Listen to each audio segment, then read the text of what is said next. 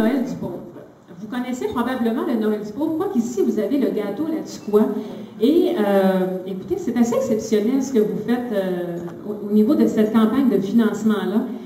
Plus de 100 000 l'année passée qu'on a amassé à la TUC.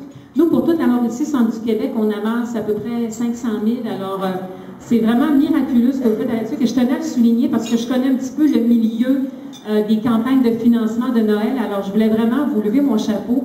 Je ne sais pas ce qu'il y a là-dessus, mais vous réussissez à chaque année à aller chercher des sous pour vos démunis.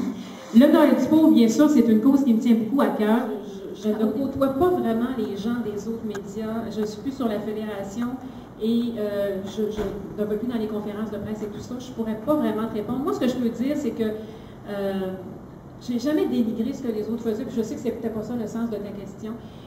Je sais qu'il y a une guerre présentement. Il y a une guerre entre Québécois et Radio-Canada. Si vous lisez le Journal de Montréal, il n'y a pas une journée où il n'y a pas 1, 2 et même des fois 3, et j'ai même vu 4 textes de Radio-Canada bashing faits par le Journal de Montréal. C'est assez hallucinant. Radio-Canada répliqué. Si vous avez vu l'émission Enquête l'année passée sur l'Empire québécois, c'est une partie. Il y a eu des poursuites entre Pierre-Carl Péladeau et Sylvain Lafrance, qui était notre ancien vice-président des services français. Donc, ça joue dur dans les médias, effectivement. Nous, on essaie de faire notre petite affaire. Peut-être que les gens des hebdos pourraient te répondre davantage. Je dirais par contre que dans le domaine journalistique, puis tu pourras en témoigner, on a des relations très cordiales. On s'entraide beaucoup.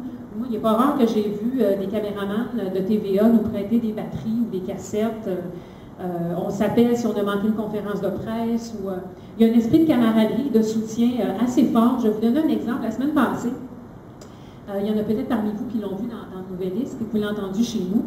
Le maire a insulté une de mes collègues de travail, Maude Montembeault, qui avait posé une question sur la centrale nucléaire. Alors, il parlait à Julie Boulay dans le micro, puis il a dit elle est stupide, elle est innocente, moi je l'endure à tous les jours. Et quand j'ai entendu ça le mardi matin, moi je suis un petit peu maternelle avec mes collègues, et c'était comme si on avait dit ça à ma fille, j'étais outrée. Comme journaliste, on est capable d'en prendre, puis les gens peuvent pas toujours aimer ce qu'on va dire et ce qu'on va faire, mais de s'en prendre à quelqu'un, à l'intégrité d'une journaliste, sur une base personnelle comme ça, moi je trouvais ça inadmissible et inacceptable. Alors on écrit, moi comme gestionnaire, j'écris une lettre à la ville de Trois-Rivières, et la Fédération professionnelle des journalistes du Québec, la présidente est venue chez nous, a regardé le tape, ils ont fait une lettre, tous les médias l'ont signée pour demander au maire de s'excuser auprès de notre journaliste. Parce qu'elle avait dépassé les bornes et qu'elle avait juste posé une question d'intérêt public en demandant à la ministre Julie Boulay, est-ce que vous allez, s'il y a des dépassements de coûts pour la centrale, allez-vous continuer de l'appuyer? Je pense que c'était une question tout à fait légitime, et de s'en prendre comme ça à quelqu'un, c'était pas admissible. Alors, pour finir la petite histoire, le maire s'est excusé via Nouvelliste, mais il ne s'est pas excusé directement ni à Maude, ni à nous.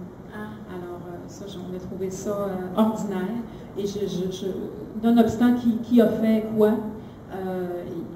je parlais d'entraide dans la communauté journalistique, puis les journalistes n'ont pas hésité, même si c'est quelqu'un d'un autre média, à dire on ne tolère pas qu'un de nos membres soit pris à partie comme ça et soit insulté de la sorte. Donc, c'est quand même beau à voir l'entraide qu'il y a au niveau de la presse régionale. Plus que jamais, la vie des gens d'ici en images et en vidéo, c'est sur l'échodelaTUC.com.